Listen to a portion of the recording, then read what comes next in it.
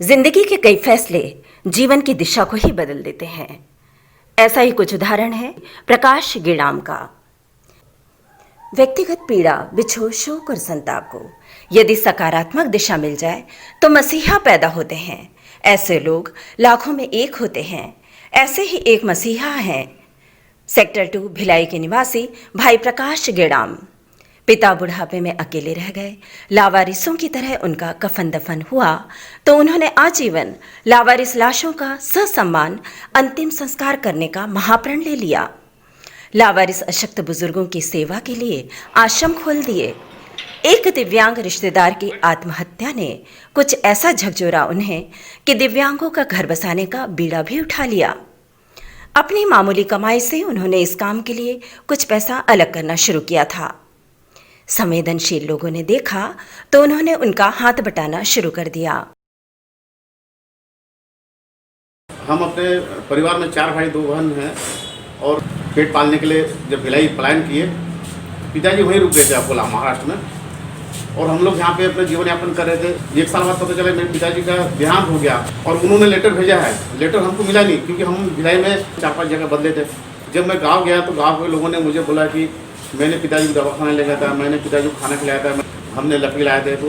तो मैंने प्रण लिया कि जब भी मैं कुछ कमाने के लायक हो जाऊंगा, पैसा बचेगा, तो मैं अपने हाथों से जो लावारिस लोग मरेंगे उनका अंतिम संस्कार करूँगा।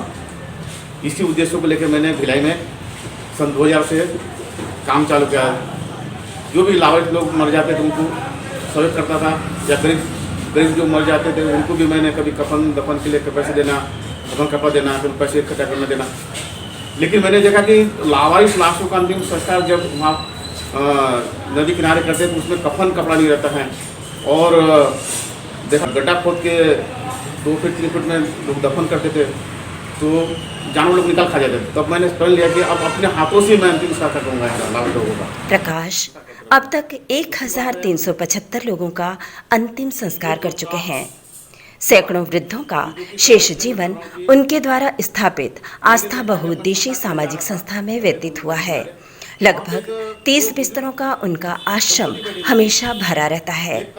दिव्यांगों का ब्याह रचाने वे विभिन्न राज्यों से लोगों को आमंत्रित भी करते हैं।